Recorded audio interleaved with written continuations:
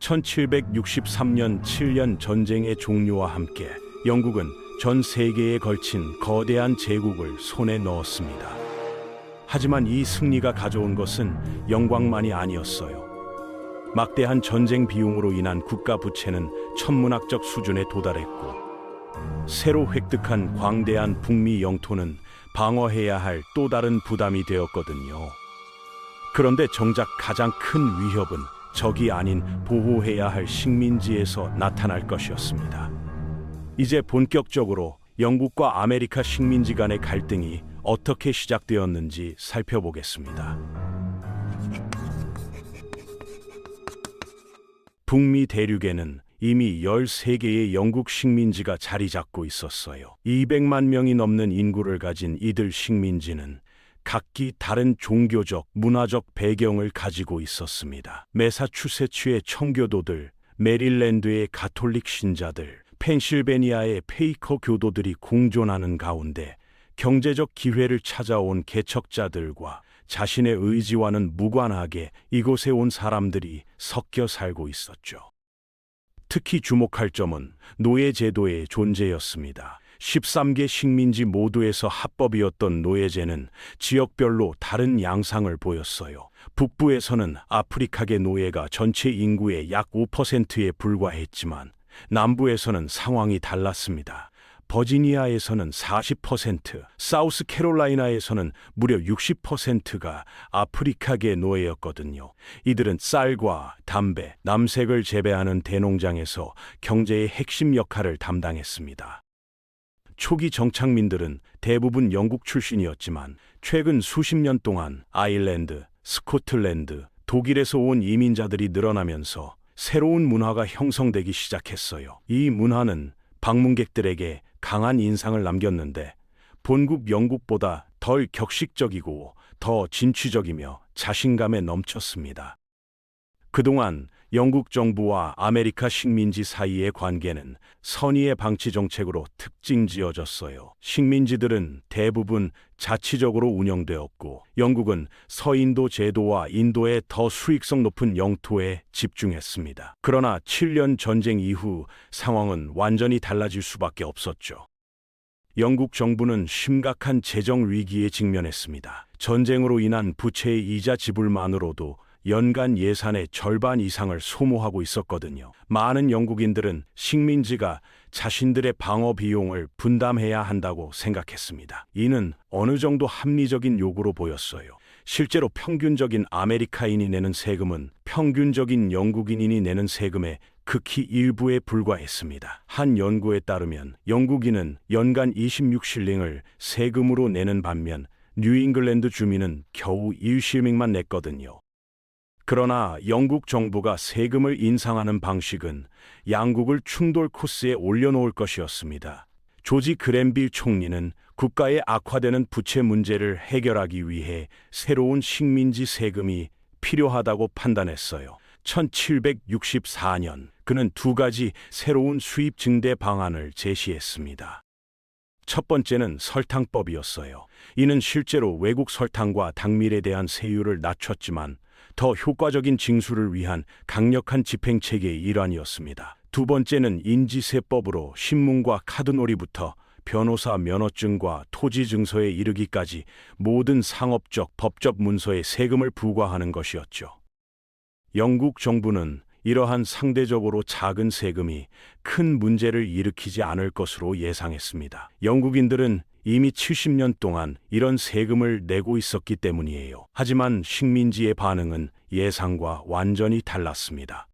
인지세법은 특히 식민지 사회에서 가장 목소리가 크고 영향력 있는 계층인 상인, 변호사, 사업가들에게 직접적인 타격을 주었어요. 이들은 신문과 수많은 팸플릿을 통해 이 조치를 맹렬히 비난했습니다. 이 세금은 우리의 모든 소중한 권리와 특권을 박탈할 것입니다. 우리의 현금을 즉시 고갈시키고 전체 무역을 침체시키며 모든 종류의 산업을 위축시키고 우리를 가장 비참한 노예 상태로 전락시킬 것입니다.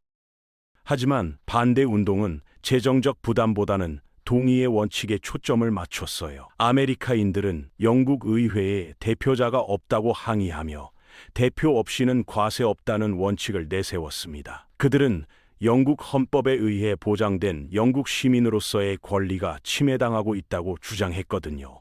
조지 그랜빌 총리는 아메리카 식민지가 의회에서 가상 대표를 가지고 있다고 반박했습니다. 즉, 모든 영국 의원들이 일반적인 방식으로 그들의 이익을 대변한다는 것이었어요. 결국 대부분의 영국인조차 총선에서 투표권이 없었기 때문입니다.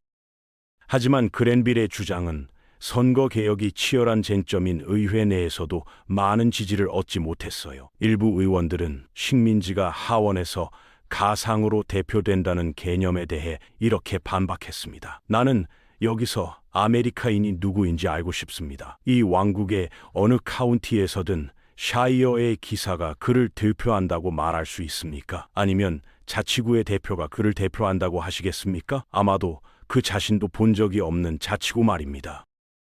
이 연설을 한 사람은 유명한 전 총리 피트였어요.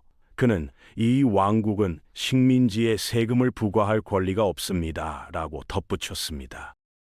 1765년 내내 식민지 의회들은 새로운 법안에 항의하기 위해 모였습니다.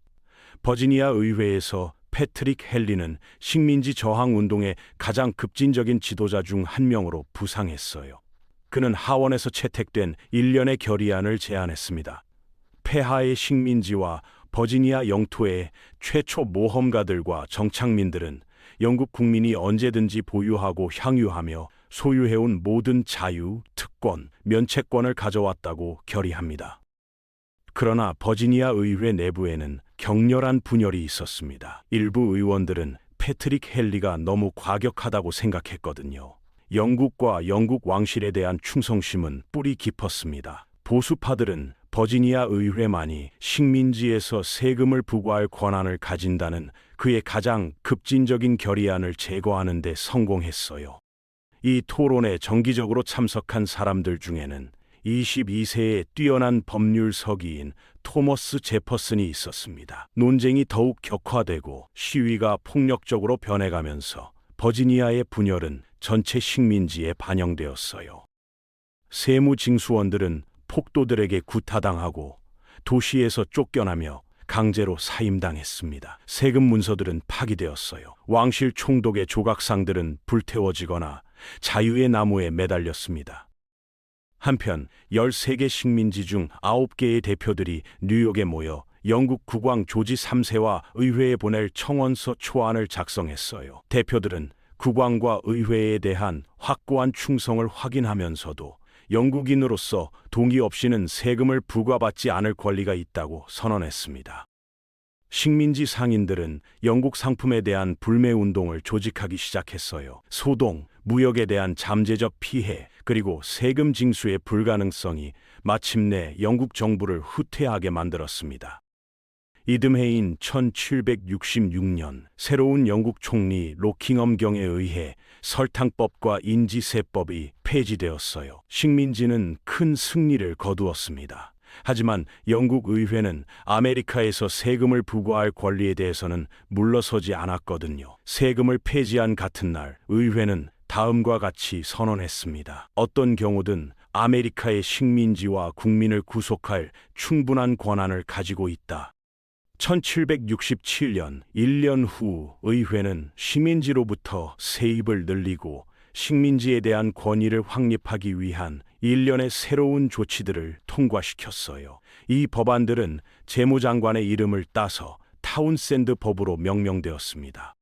13개의 식민지에서 이들은 적대적으로 맞아들여졌어요. 왕실 관리들은 타르를 바르고 깃털을 씌우는 잔혹한 처벌을 받았습니다. 뉴잉글랜드의 애국자들은 스스로를 자유의 아들들이라고 부르는 조직을 만들었어요. 세뮤얼 애덤스가 이끄는 이 조직에는 상인이자 밀수업자인 존 핸콕, 의사 조제프 워런, 은세공인 폴 리비어가 포함되었습니다. 매사추세츠에 위기가 닥쳤어요.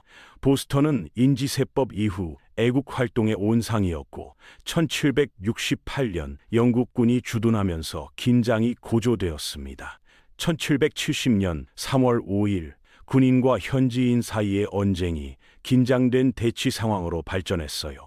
수백 명의 분노한 군중이 눈덩이와 돌을 던지며 조롱하자 소수의 영국군은 용기를 잃고 발포했습니다. 현지인 5명이 사망했어요. 보스턴 학살은 애국자 운동의 강력한 선전 도구가 되었습니다. 이 소식은 폴 리비어가 제작한 가장 유명한 팸플릿과 인쇄물을 통해 퍼져나갔어요. 피가 흘렸습니다. 감정이 고조되었죠. 보스턴에서 유혈 사태가 발생했음에도 불구하고 양쪽에는 위기를 완화하려는 많은 노력이 있었어요. 영국령 매사추세츠 주지사 토머스 허친슨은 보스턴에서 군대를 철수시키고 총격 사건에 연루된 자들을 재판에 회부했습니다. 그들은 숙련된 변호사이자 저명한 애국자인 존 아담스의 노력 덕분에 살인 혐의에서 무죄 판결을 받았어요. 영국에는 로드 노스라는 새로운 총리가 선출되었습니다. 국왕의 절친한 친구이자 의회 권위의 확고한 옹호자인 그는 향후 12년 동안 그 역할을 수행할 것이었어요. 식민지 불매 운동으로 인한 경제적 피해 때문에 그는 타운샌드의 새로운 세금들을 폐지하게 되었습니다. 단 하나, 차에 대한 세금만 제외하고 말이에요. 상대적인 평온이 식민지로 돌아왔습니다. 불매 운동이 해제되었어요. 두 번째 위기가 지나간 것 같았습니다. 하지만 뉴잉글랜드에서는 영국 정부에 대한 적개심이 남아 있었거든요. 이 지역의 지역 상인들은 선박과 무역에 의존했고 다른 국가들과의 상업을 제한하는 영국 제국의 규칙에 오랫동안 분개해왔어요. 존 행콕과 같은 많은 애국자들은 영국의 수입 관세를 우회하여 식민지로 물품을 밀수입함으로써 추가 수입을 올리고 있었습니다. 밀수를 단속하려는 영국의 노력은 이를 더욱 불인기하게 만들 뿐이었어요. 영국 해군 군함들은 존 행콕과 같은 지역 유명 인사들의 선박을 검사하고 압수하는 데 사용되었습니다. 1772년 자유의 아들들은 반격하여 영국 해군 스쿠너 HMS 가스피를 습격하여 불태웠어요.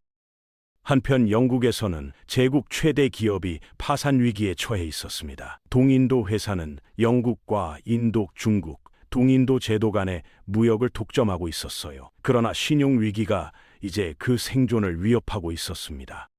1773년 회사를 구하기 위해 의회는 아메리카 식민지에 직접 차를 판매할 수 있는 권리를 부여했어요.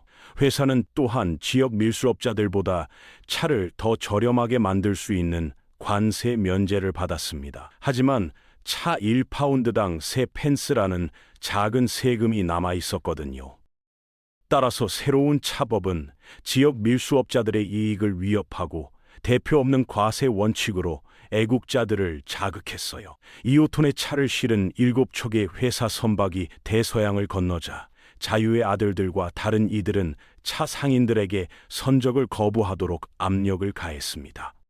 한 척이 필라델피아에 도착했을 때 수천 명의 지역민들이 화물 하역을 돕는 누구든지 위협했어요. 대부분의 선박들은 강제로 돌아가야 했습니다. 하지만 보스턴에서는 토머스 허친슨 주지사가 불매 운동을 너무 심각하게 받아들였거든요. 그는 3척의 회사 선박이 항구에 들어가도록 보장했습니다.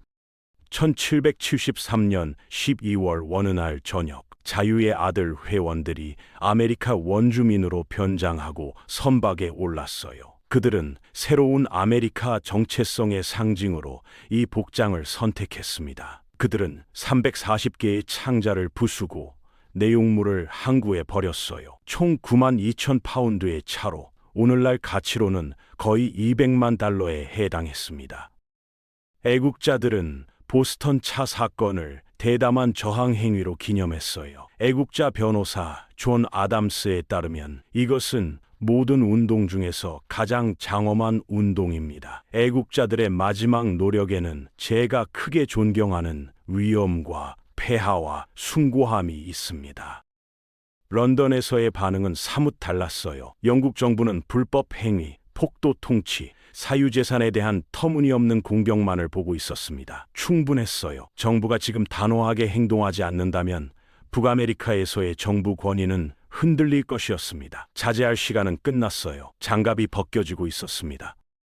이렇게 영국과 아메리카 식민지 사이의 갈등은 단순한 세금 문제에서 시작되어 근본적인 정치적 원칙의 충돌로 발전했습니다. 대표성과 동의의 원칙을 둘러싼 이 갈등은 결국 더 큰 혁명의 불씨가 될 것이었어요. 보스턴 차 사건 이후 영국 정부의 강경한 대응은 식민지와 본국 사이의 화해를 더욱 어렵게 만들었고, 양측은 돌이킬 수 없는 대립의 길로 접어들게 되었습니다.